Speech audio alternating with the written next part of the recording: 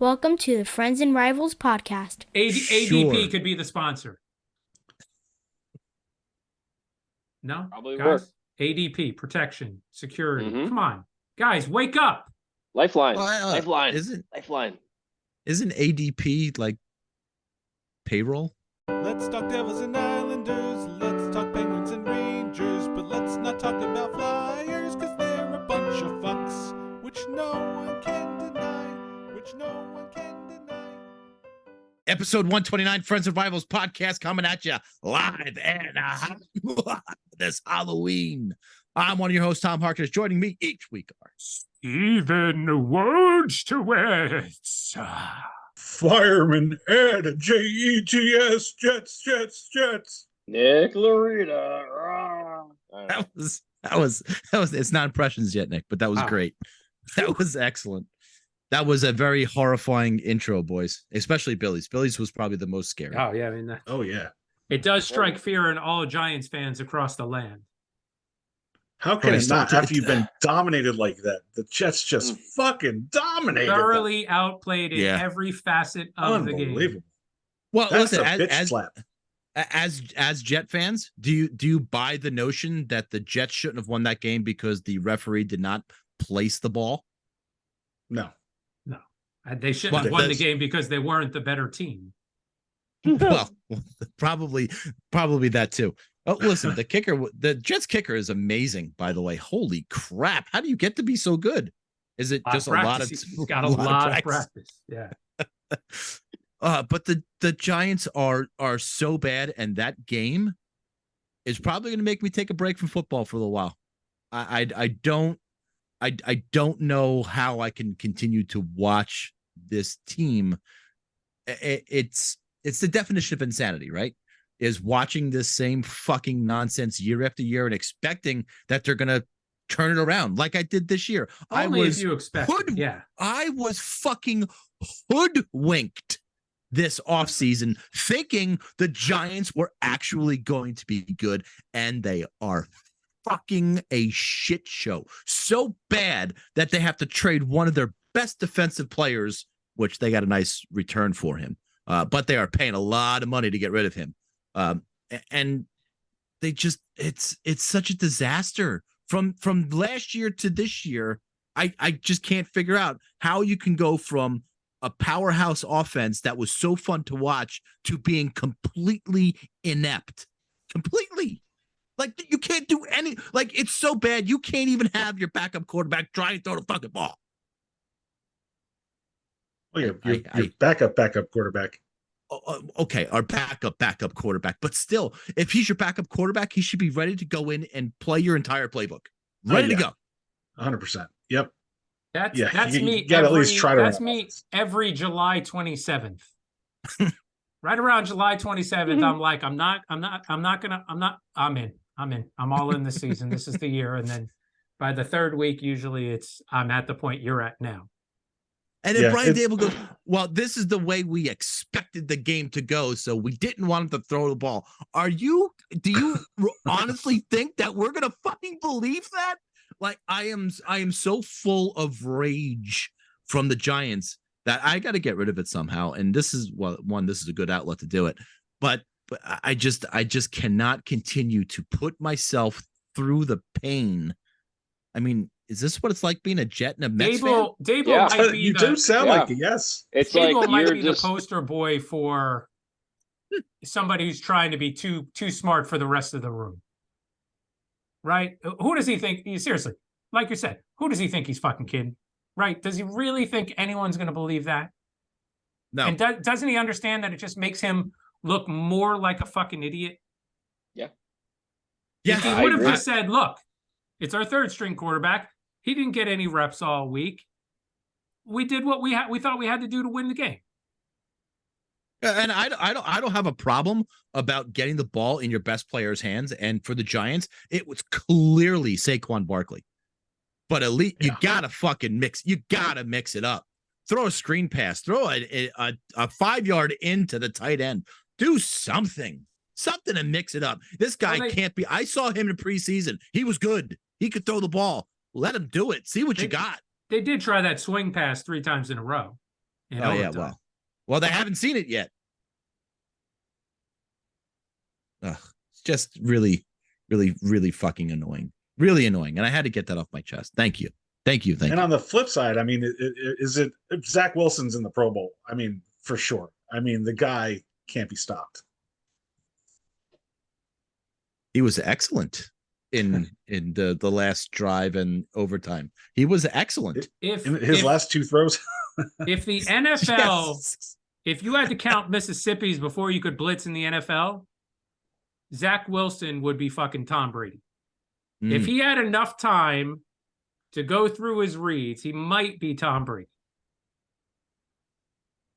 All right, we have to Wow, stop talking about the.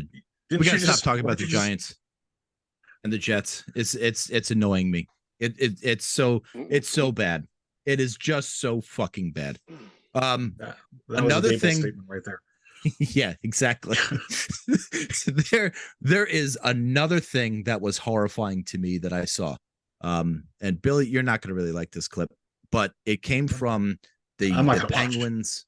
Well, no, it came. No, it's not that. It came from the Penguins Ducks game the other night, one. and I don't mean to show this, Bill. The Duck scoring, but I close your want eyes. you to see the Bally Sports is bringing back puck tracking on their broadcasts. I was shocked when I saw it, so I had to show you guys. Raquel for Malkin between the circles. Hit the pipe. Hit the post and stayed So this out. is live. This is not Here's even the Malkin again, replay. first penalty This over is just a Autobots. live McTavish tipped to gameplay. it. Short-handed. Score! Sorry, I'll turn that off now. But I couldn't believe when I saw puck tracking again from the Ducks broadcast. Is it just regional because everybody in Southern California has no idea what hockey is? Is that why they're doing it? Or is this across all Bally Sports? I don't get to what. Well, I do because I have Tampa here, but I don't see puck tracking on Tampa games. So I don't think it's I didn't- Bally Sports. I don't think so, because I watched Bally last year for Canes games and Isles games, and so the Canes and Isles playoff games, and they didn't have that at all. So it must be something specific to that broadcast. They're trying something new, maybe. Okay. Maybe. That being said, it wasn't atrocious. No, that wasn't. I tend to It agree with wasn't Steve. the- I don't think it was bad. It wasn't the Fox glowing puck era tracking. It was better than that. Yes. I thought Bally Sports was the one that went out of business. Did it? Wasn't there one of the carriers that, like, a lot of the regional sports networks, they had? Yes, I thought it was Bally Sports as Oh, well. okay. Weird. But I don't know. That's really weird. You're right, because I thought it was Bally Sports. Huh. I thought I had the. We're gonna go to. Was there anything else that we need to talk about? Oh, okay. So listen, that horrific incident that happened over in England with Adam Johnson. It was just I actually stumbled upon the video and it was awful. I don't understand how that guy's leg was up so like that in the first place. I don't get how it was, but it was a freak accident. Do you guys remember seeing some? Listen, I don't think I've seen a guy die from a skate related incident in my life watching hockey. I can't recall anything. Billy, you would probably be our best guess. I've heard about it happening, in youth hockey. It happened a couple years ago up in, I think it was in Connecticut. And I've heard it happening, in those lower levels every once in a while, because with my son playing youth hockey, they always, that's always a strong reminder, for them to go out and get the Kevlar neck guards, which they either build into a turtleneck or you wear one separately. And it doesn't, it doesn't cover everything where you're never going to get cut, but it ideally should protect that artery, from taking a severe clean cut, so you can still get 100 stitches somewhere, but you'd be alive. And it's I know that the Penguins have now mandated those that kind of protection on their AHL and ECHL teams. I think they can't do it on the NHL level, but they're going to heavily suggest it. Heavily recommend it to their guys. And I think something's got to be done, like with the NHL, probably in conjunction with the NHLPA. That I don't know, maybe the collective bargaining agreement for all I know, to get that going for all of them. But yeah, it's there's in every level of this sport, but especially at the NHL level, you got 24 machetes out there just flying around the ice at all times. It's super dangerous for anything that's exposed. So man, I'm all for those net guards, man. I have seen a lot more of those. How do I even describe it? When the defensive player goes kind of low on the offensive guy and flips him over. I've seen kind of more of those hits in the preseason and in the early part of this year, that it could potentially happen to where that guy gets flipped and his skates just fucking, hit somebody. So I think it's a proper move for the NHLPA to try and convince these guys to how uncomfortable it may be, how terrible it may look. It might save your life. So maybe they do it like they did visors, right? That was like mandated in the AHL and ECHL, and then it was if you got called up, you had to do it. So yeah, yeah, Steve, I couldn't agree with you more. I think that's what they have to do, and I think that's the proper methodology in which that they have to implement this. It didn't have to go through collective bargaining. It didn't have to go through anything. It just was a rule. Period. End. To protect. You want to know how you make it? You want to know how you make it happen? Slap a corporate logo on it, and tell the NHLPA the salary cap's going to go up $5 million a team.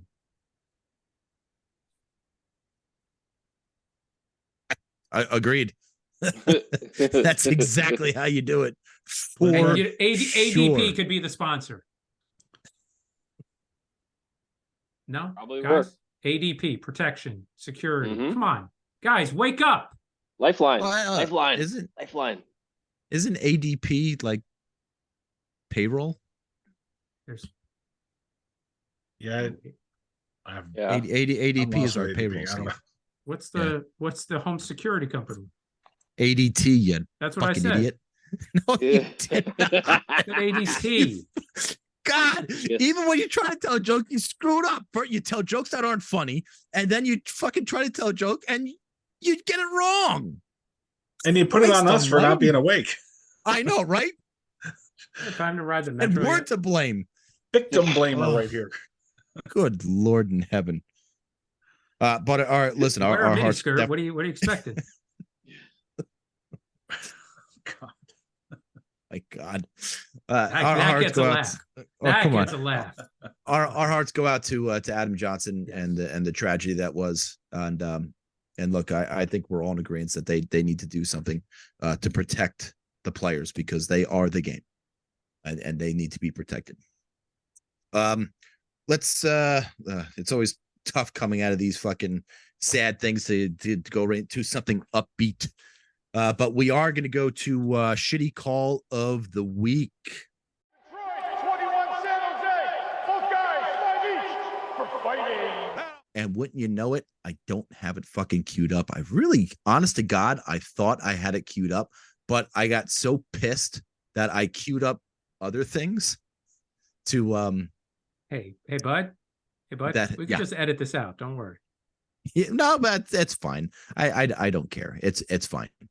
But this one comes to us from the Oilers Ranger game. Listen, Rangers were up 3-1 at this point. Late in the third period, this game was locked up. Edmonton was not coming back in this game, and I think I might have a portion of it in this. They'll look for a kicking motion, but that looks more direction as he just which is legal. Hold on. The question is, did he kick it? I think he kicked it.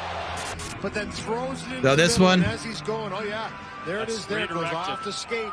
That was Will goal. Cooley. That was no. That was the disallowed goal. That one they called back for distinct kicking motion was this last one. This is the Will Cooley versus Edmonton. Right. I will show it again. Into the middle, and as he's going, oh yeah, there it is. There it goes off the skate. I mean, that's the Edmonton broadcast even saying that, or Sportsnet, or whoever the hell was announcing that game. But did anybody see a distinct kicking motion there? 100%. I mean, no. he was at best sliding his skate across. And if you want to call that distinct kicking motion, now the other two videos in here were called good goals, and this was I think either last year or year prior to. That was Mark Stone, and that was more of a kicking motion than what Will Cooley did. That looks more direction as he just. Which is legal. And this one, the question is, did he kick it? That's absolutely a kicking motion. That's that totally a Both- kicking one, yeah. both of those two were called goals, but Will Cooley's was not. So here's the only thing with the Cooley goal. Yeah. And again, I think it was a goal. I'm not saying it wasn't. But his skate does come off the ice. Did? Yeah. Right there, it's kind of like off the ice. I don't know. That looks like it's sideways, kind of dragging it along the ice. And that's the kicking motion right there. That there, again, I don't think it is. I think it's him trying to maintain his balance, but his foot kind of goes in and then back out this way. But again, I absolutely think it should be a goal. I think it should be a goal regardless, much like Bill does, but they're saying he basically kicked it behind him. He kicked it behind himself. kind of like how you kick a puck up to on. your stick when it's behind you. Yes. Yeah. Yeah, but I fail to see the distinct kicking motion when you're going sideways or when you're kicking backward. Is that distinct kicking? Can you kick backwards? You can kick sideways, which is what he's doing. You can kick sideways. I don't know. This whole thing's stupid. Nick, you're 1,000% right. But this is a fucking serious problem that the NHL has had for how long have we been doing the podcast? This is 4 seasons now. 4 seasons every year. Episodes. I have found videos back on YouTube from a decade ago about the why don't you show those on this podcast so they actually play that? The disparity, and this is a problem that's been going on for so long, but why aren't they fixing it? Every year everybody complains about it, but they do nothing to fucking fix it. To finally say, okay, we're just going to let everybody get that kicking, whatever. If it goes in off your skate and you kick it in, so be it. I'm all for what Billy talks about, or just have it's either all or nothing at this point. I think that's how you fix it. I don't think you want to take everything off the foot away because, you lose so much scoring. But if you can't be consistent with making these calls, then you got to let them all in. It takes just as much talent to kick it in as it does to deflect a slap shot coming in. Yep. That's right. This is the year. This is the show, and we're what? I don't even know how many episodes in, but we're 8, 9, 10 games into the NHL season, and we've already had our "they should fucking let them kick" episode of the Friends and Rivals podcast. Check that. I'm sure we'll have another one, but it seems like once a year we have one of these fucking episodes where it's just Jesus Christ. How do they call it distinct kicking motion? How is that not a kick? And if you had episode 7 on your bingo card for kicking motion episode, put down a little check mark. Every year it's a very special episode. Ho, ho, ho. Here they are, folks. The stupendous, the incredible, the mysterious, disappearing Bicycle Brothers. I mean, now you see them and now you don't. Yeah, and it's getting to the point where it's just beyond frustrating. Getting to be almost as frustrating as the New York Giants. Almost as frustrating. Eesh. Exactly. Eesh is right. All right, let's go take a ride in the metro, shall we? Sponsored by Rich Wholesome Nestle Quick.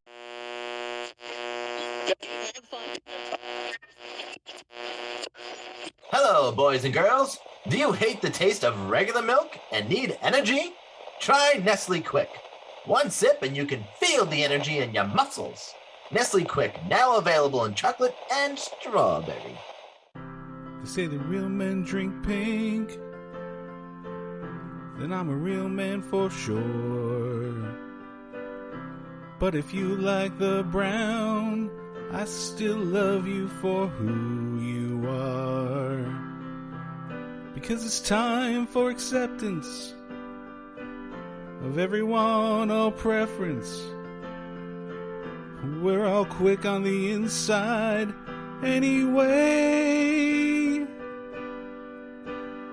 Nestle Quick, it does the trick. And we are going to start with the aforementioned Pittsburgh Penguins. Yeah, we're aforementioned like 20 minutes. Well, they were still mentioned before, so I can say aforementioned. Yeah. But does it have to be said like within a certain time frame? It was this episode. It's aforementioned. They were. Shut up. I think they're aforementioned. Why don't you go screw up another joke? All right. Isn't it after mentioned? The joke is the Penguin season at this point, though. Sorry to say. Okay. The season's an unmitigated disaster. I hate to say this, but like when I was watching them play Anaheim in that third period, and they were in a tie game, 3-3 in the last couple minutes. The Penguins went on a power play with a little more than 2 minutes left, and then almost immediately, the Ducks took another penalty, a delay of game. So the Penguins had a 5-on-3 advantage, and I hate to say, I should be excited. We have a 5-on-3 advantage, and I want to see my team win, and all I could do was think, how are they going to fuck this up? Is literally the only thing going in my mind, and I'm like, and even at the time, I'm like, if they don't score on a 5-on-3, they're going to get a guy out of the box with a few seconds left. He's probably going to go on a breakaway, and I swear to fucking God, that thought crossed my mind, and it was.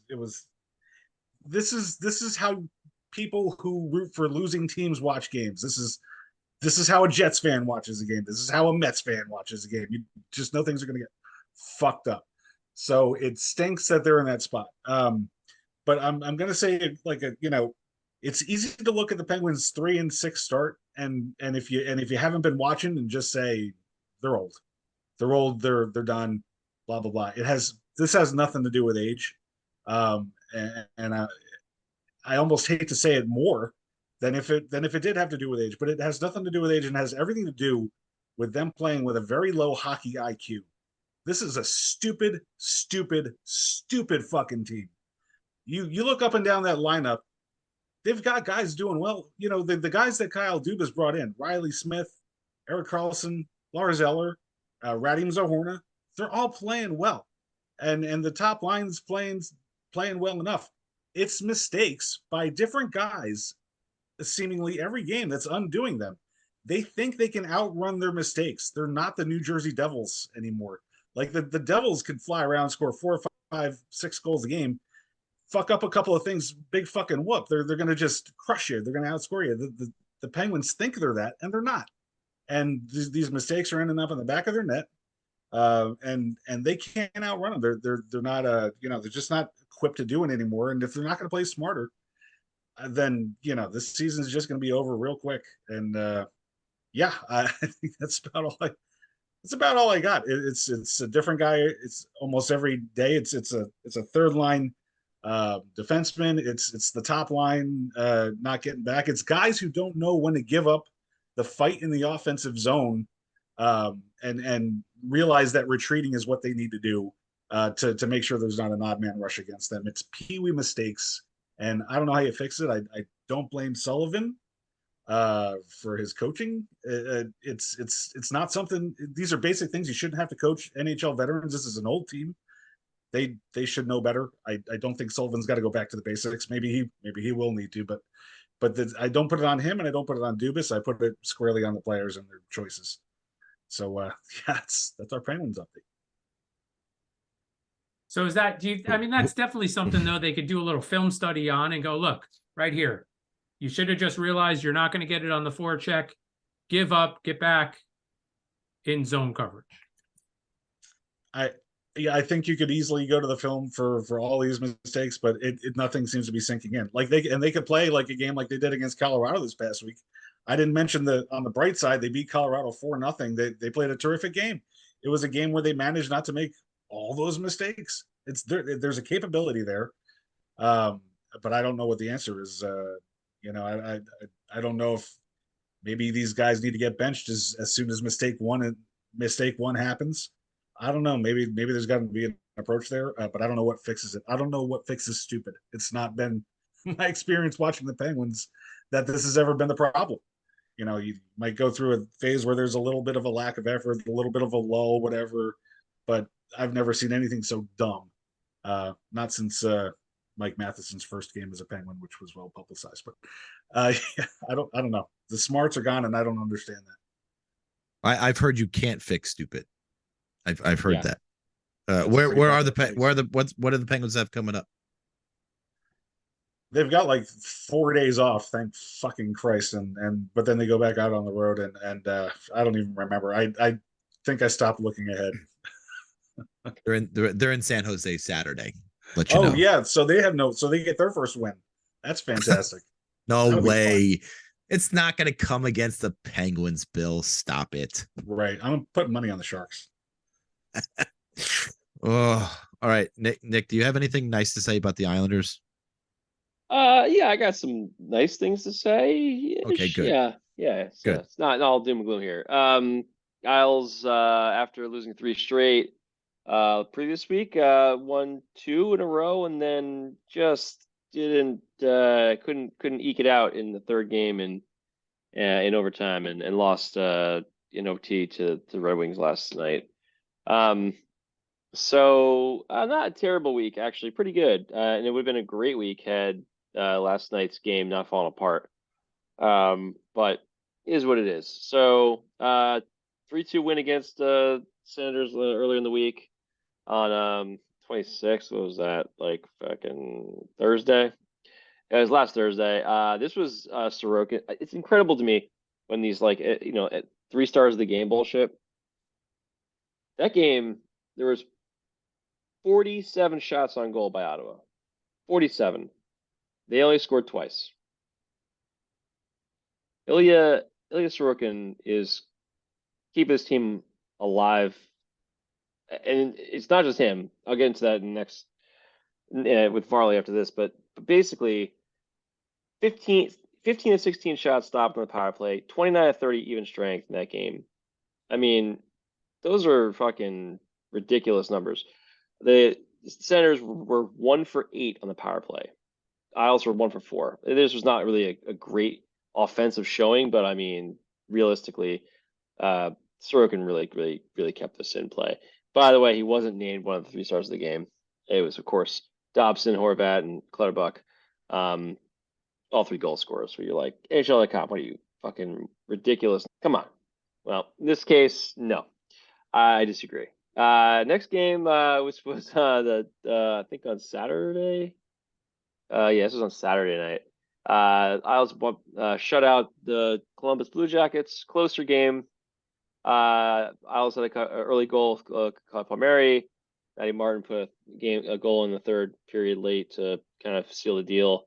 And Varlamov really played extremely well and just shut down the offense from the Blue Jackets. I'm sorry, I'm laughing so hard because he stopped 45 of 47 shots. That's not a star of the game. I was not a star of the game. Come on. That's so comical. In the next game, when Varley got the shutout and he stopped 34 shots, he was the first star of the game. NHL.com. You guys got it. Also, they make like so Matt Martin then the second star of the game because he had the game winner. You're like, what is the point of this thing? So dumb. And then to take us to the home till this week to last night's game, the Isles were playing great against the Red Wings. I was like really excited. I was gonna text you guys about how things were going well, and then it just started to fall apart. And I was very glad I didn't see those texts. It would have aged poorly. So, anyway, this was a great game. The Isles were playing their system and were shutting the Red Wings down. They got a couple goals. In the first goal from a shorthanded goal from Zizekas, which was just one of those plays where like there was some shitty tic-tac, kind of penalties or like breaking sticks. Like Holmstrom put his stick in front of a shot, broke the guy's stick, and they call a penalty on Holmstrom because he was like kind of swinging his stick into his stick. They were going for the puck basically at the same time, and they called the penalty like a slashing call. Kind of a dumb kind of play. And then later in that I think it was in the same power play. It was something similar was happening, like a stick got broken, and one of the Isles players didn't get called. Isles player stick got broken by one of the Red Wings. He went to the bench, and then Zizekas ended up getting sprung on the shorthanded goal, and he just fucking had all the speed right around the outside of the defenseman, brought back in, backhander, 5-hole, beautiful goal, just totally energized the team. They scored a very quick third period goal to go up 2-0. Things were looking great, and then it just within a span of about 5 minutes, Red Wings scored 3 goals. They just first got like a little bit of a kind of a defensive breakdown into a odd man rush, and then kind of a lucky kind of wrist shot goal, and then another just good goal, and it was all coming apart. Luckily, Horvat scored the power play with a shutout from Barzal, which was something that Isles fans were looking for a long time. Barzal to Horvat on the power play. Dobson gets another assist. He's up to 7. He's leading the team in points with 9 points right now, and actually he's tied with no, he's got by himself. And then the game went to overtime. Isles lost in overtime. What was this guy Comfer? This guy, what's his name? Comfer? He's fucking good. JT Comfer, yeah. This guy had like 1 billion face-off wins against us in the first 2 periods. He was like 7 or 8 in a row. He just kept winning them. They kept putting him out there, and he just kept winning them. And then he was all over the ice, man. He was like, they called his name all game. And he scores the game winner, and you're like, or assisted on the game winner, sorry, on a nice tic-tac-toe play. And Sorokin was dead to rights in that play. But Red Wings are really good. They're a dangerous team. Isles were shutting them down, but then just got sloppy and just couldn't. They can't compete with a team like that when they get sloppy and they don't have, they lose focus. So they played a really good complete 2 periods and then came back in the end of the third to kind of regain their momentum. But man, that's kind of like, I feel like the nutshell of this team. They really have to get to that point where they can actually, play their game all the time.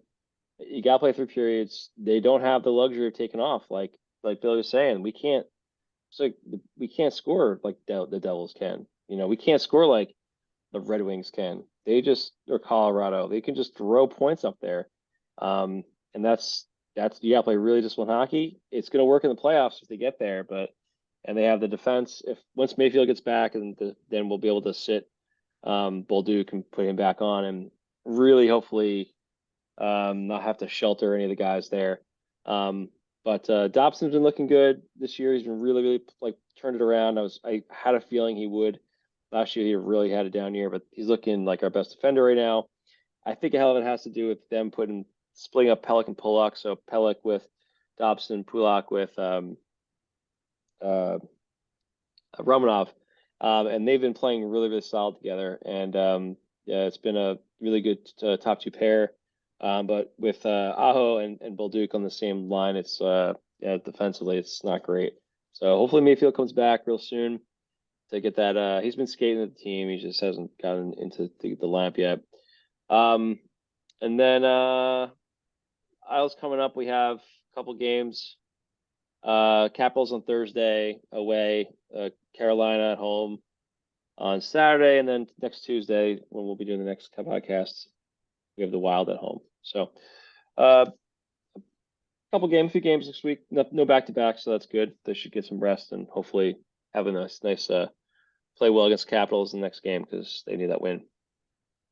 Well, Nick, I owe you a big apology because the Islanders segment came out of turn. You should have gone second to last, and Steve should have been second. So I apologize to you and the New York Islanders for putting you out of place on the agenda.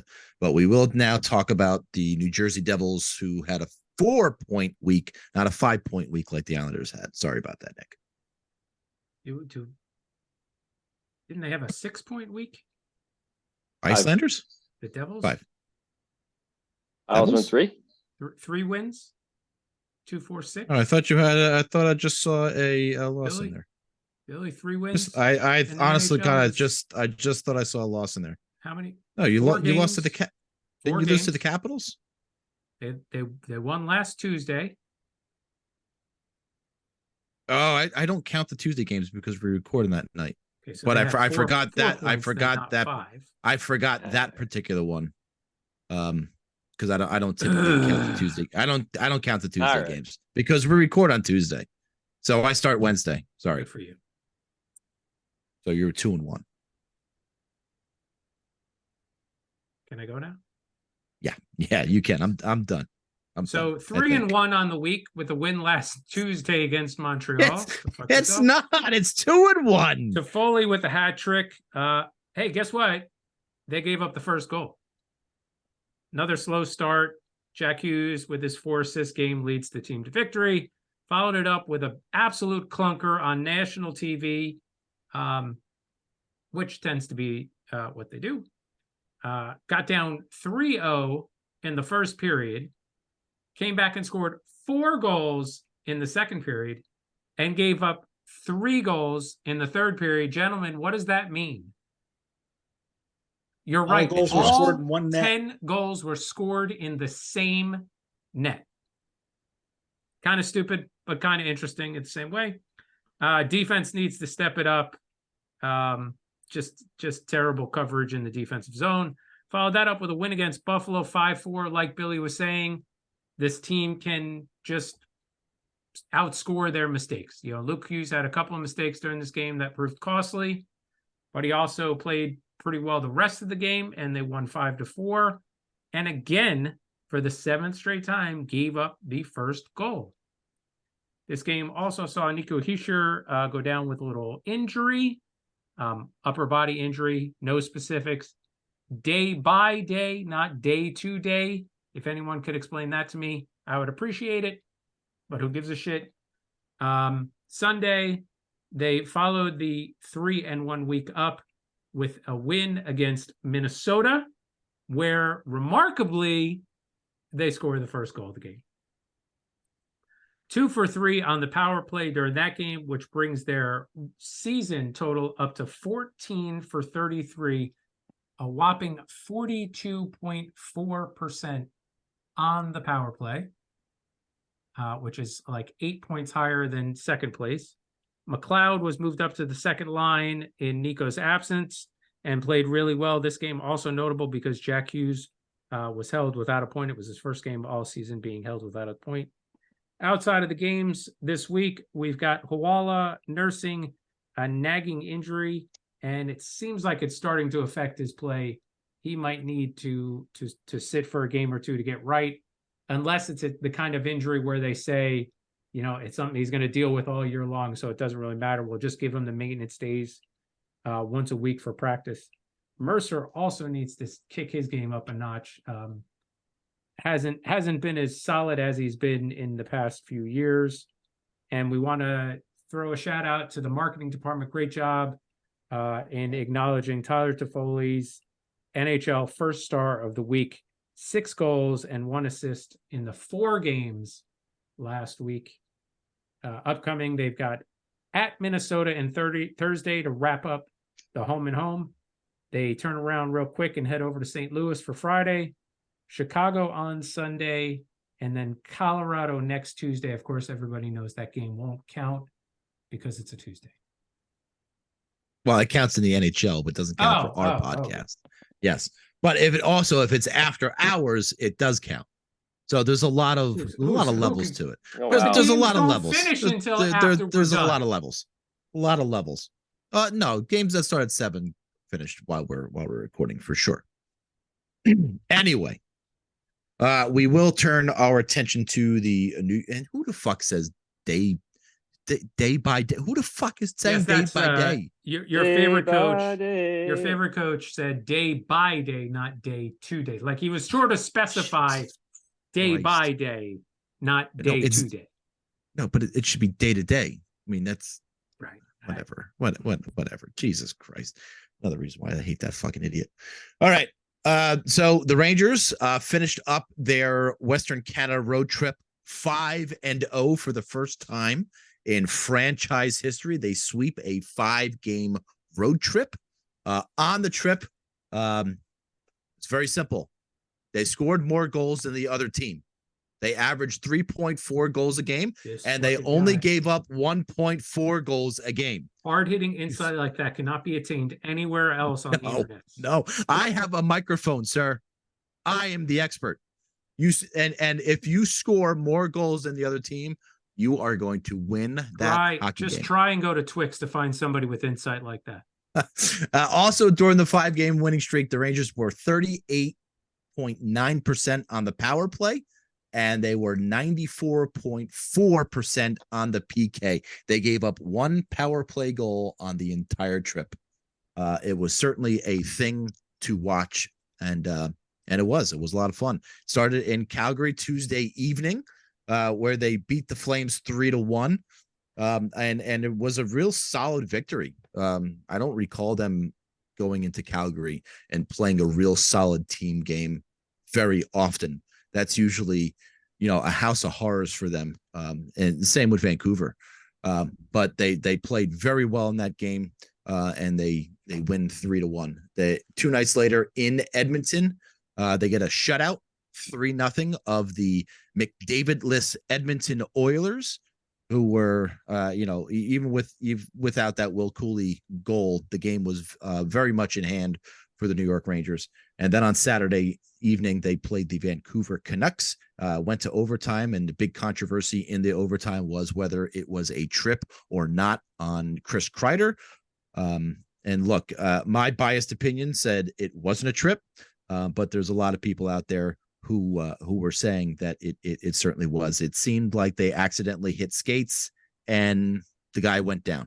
Wouldn't that be your unbiased opinion? Sure, unbiased opinion. Sure. Okay. And then Kreider came back, led the rush down 2-on-1 with Keandre Miller, who scored the game-winning goal to give the Rangers a 4-3 win. And then Monday night in Winnipeg was the return of Blake Wheeler to Winnipeg. They gave him the video. They gave him the standing ovation. They have lots of people in the crowd. It was certainly a good night for Blake Wheeler. On the ice, he had 4 shots on goal, and that's about it. Did the you line guys try played and pretty give him well. back after the game? No, but he did say that it took him a couple of games to feel comfortable, and finally in that Vancouver game he said he was finally feeling comfortable in the Rangers and in his new environment. So give him a little bit of time to see if that listen, he's not been good. Let's just call it. Cooley and Trocheck certainly have been carrying that line. But listen, this was about Blake Wheeler's return and what he did for the city and what he did for the Winnipeg Jets, I guess. So in the he games, he got comfortable when he got to Western Canada. Is that a good sign? No, it's really not a good sign.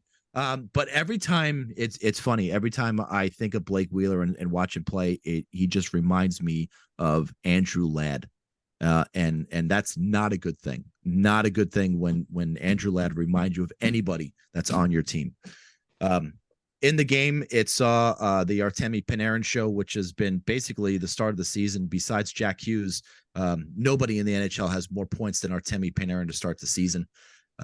He scored in regulation and then gave a beautiful pass to Mika Zibanejad for the one-timer in overtime to secure the 5-0 road trip for the Rangers, who are certainly a fun team to watch. And you listen, your team is always a fun team to watch when they win hockey games. It's plain and simple. So they're finished. They were eagerly waiting to get home. And they play the Carolina Hurricanes on Thursday, and then right back on the road to Minnesota, which seems really ridiculous, on Saturday night to play the Minnesota Wild before coming back home to play the Detroit Red Wings on Tuesday evening while we record. I listen, I get the schedule's got to do what the schedule's got to do, but to make the Rangers come home to go back to Minnesota seems kind of stupid. But schedule makers going to do what schedule makers do.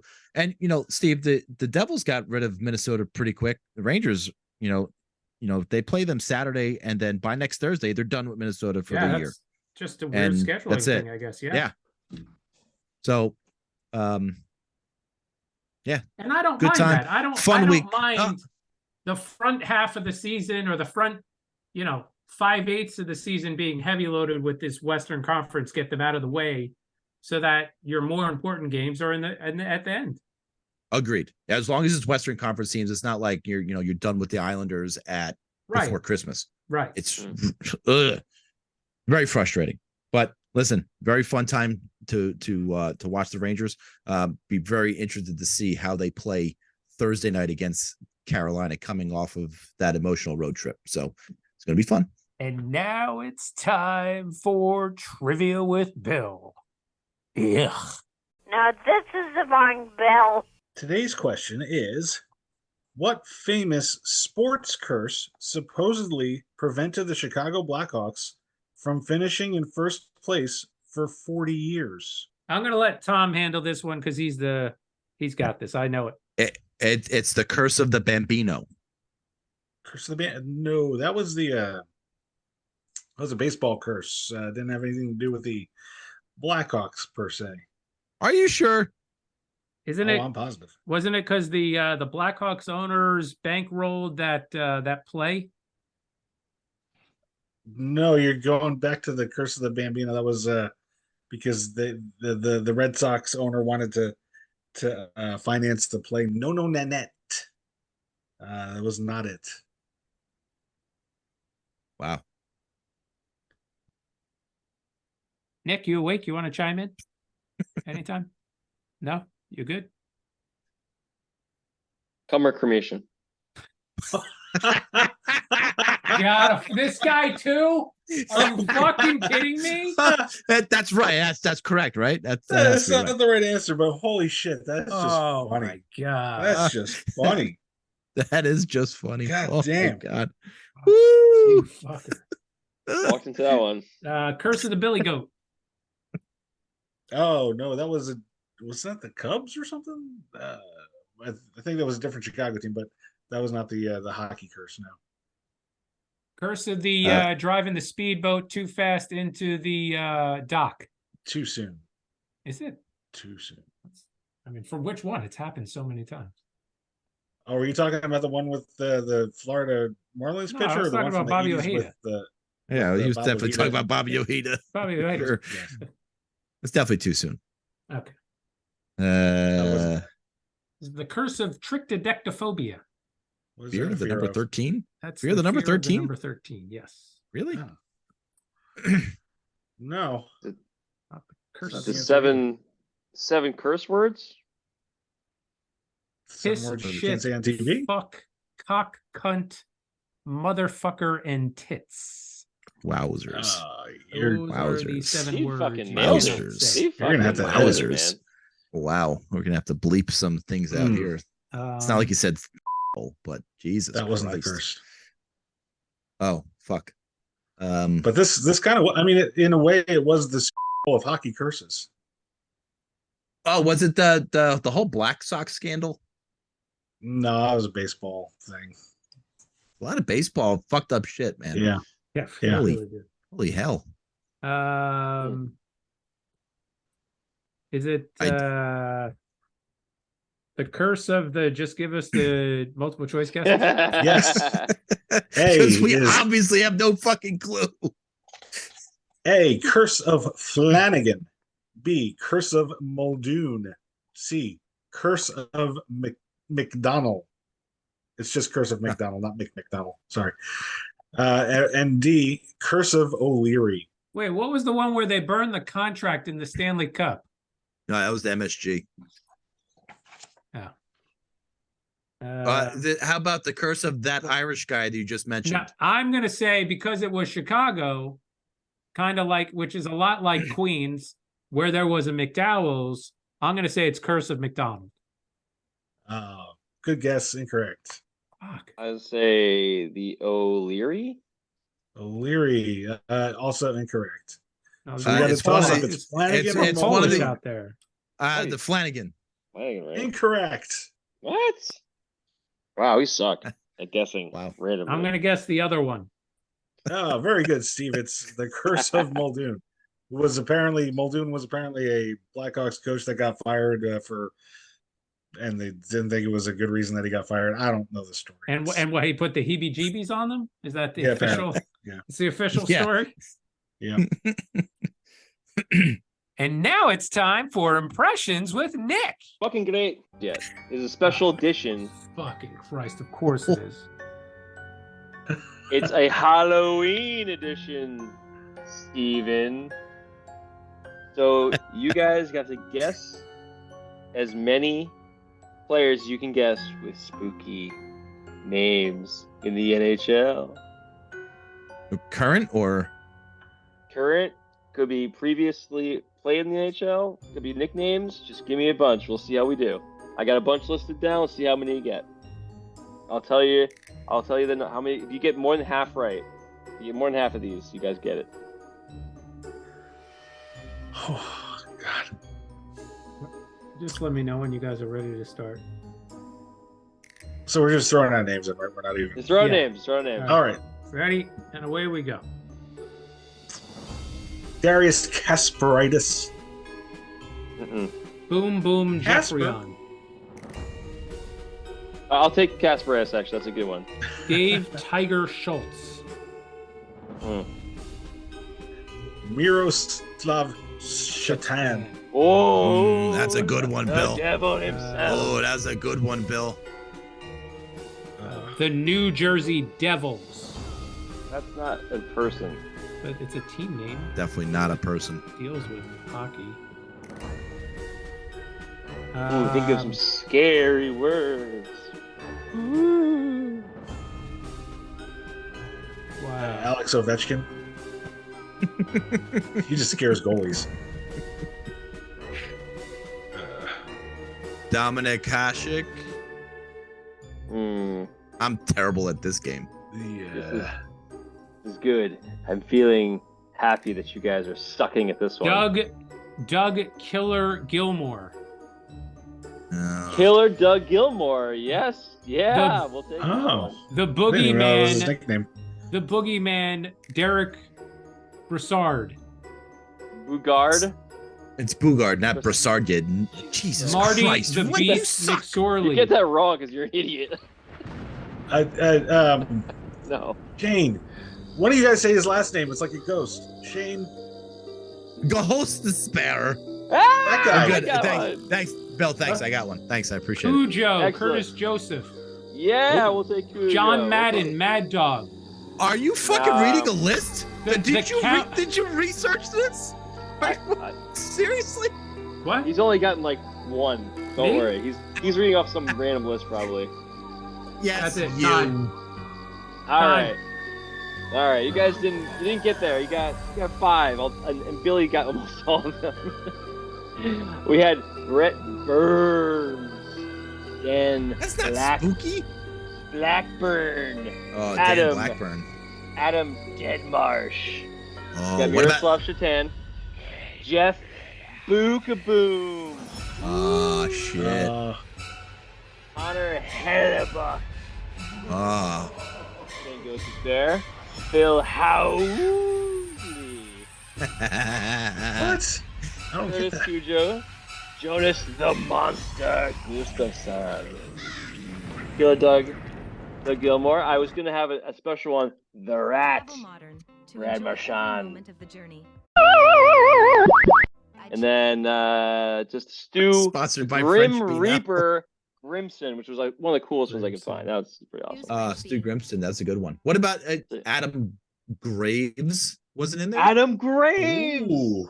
That's a good one. I didn't even have I that think one. we should win because Bill got Darius Kasparaitis, which wasn't on your list, which was pretty much a that was given. excellent. And Tom That was saying great. Adam Graves. That was a great one. I think we win. There's a lot of people out there. There really is. Even with the Halloween extra music's ones, back. you No, can we have. could give it that. Mario Lemieux. We're doing house. Is that NHL Face-Off 93? Holy crap. Nats Sunday. All right, please I turn love off that this game. music. I need to music. shit I'm my getting- pants. Come on. I'm getting scared. Oh, isolate that. Ugh. Speaking of shit your pants, let's go to State and Steve's stomach. Oh, that feels better. This one brought to you by Coca-Cola Zero Sugar. Round here, we're saving calories. Round here, we all look so lean. Round here, we enjoy Coke Zero, but sacrifice flavor, no. Round here, Coke Zero's the way to go.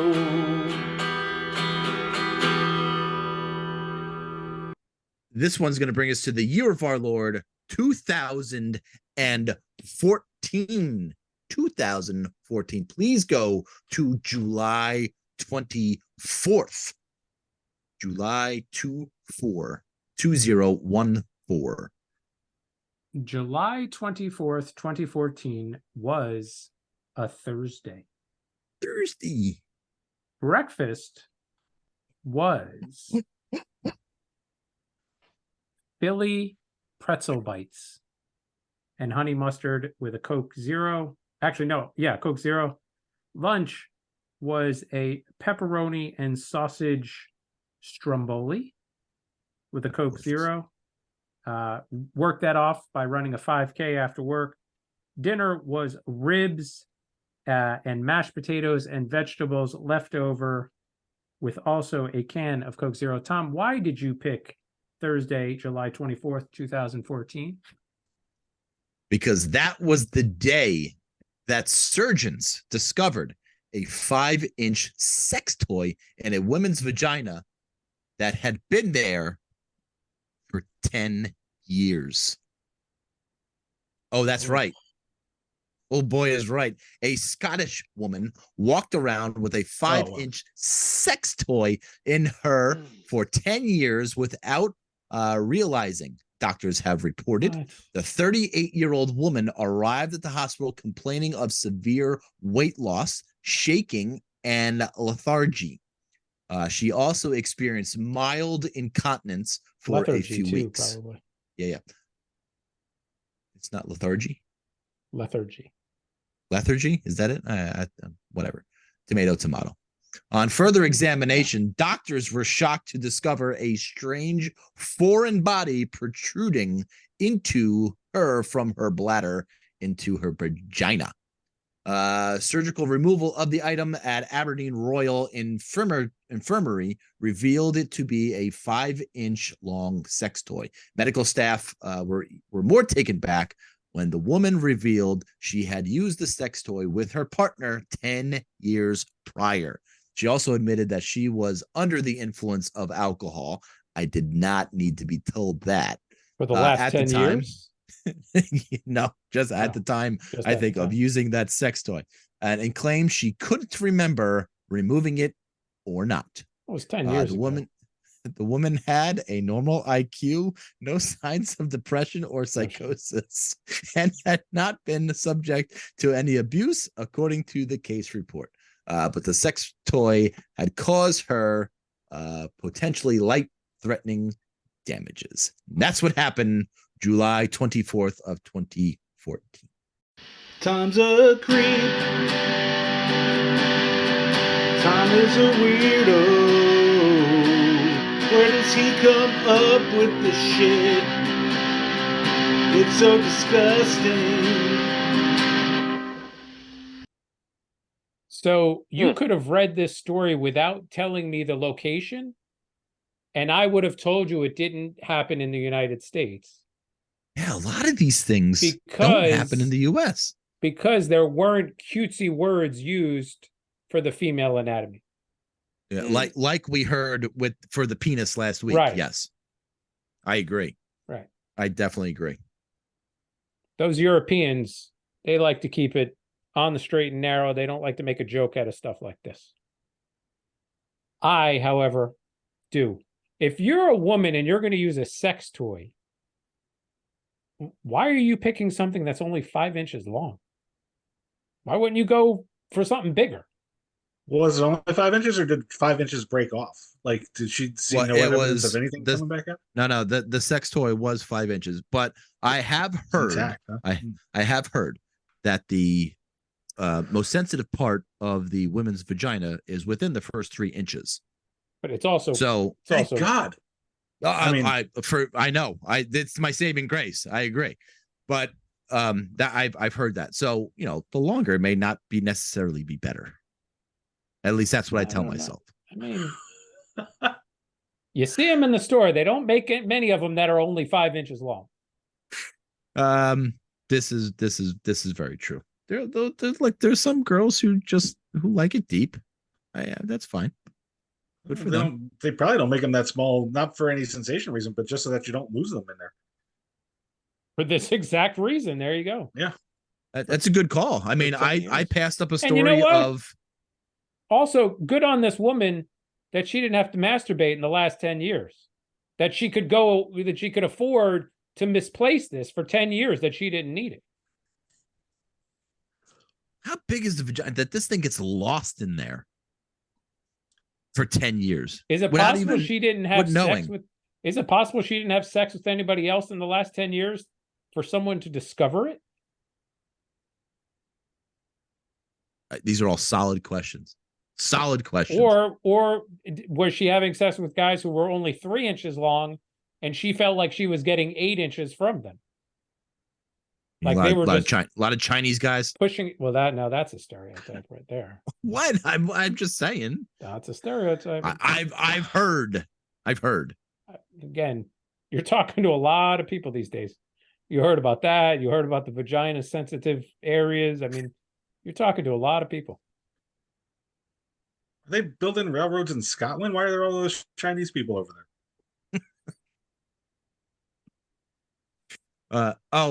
And she came, by the way. I know you were you were all on the edge of your seats. Question on all of our minds. Yes. How silly of me not to say anything. All right. In the interest of time, that's going to do it for us tonight. Bye. Don't forget to go on the Twix at the friends_rivals. Leave us a review on Apple Podcasts. We'll read it on the air if you want us to. While you're there, turn on notifications so you never miss an episode of the Friends of Rivals podcast. Billy, say something, Woody. Quickly from our new sponsor, ADP, we're home taking care of your payroll needs even when you're not. Day by day.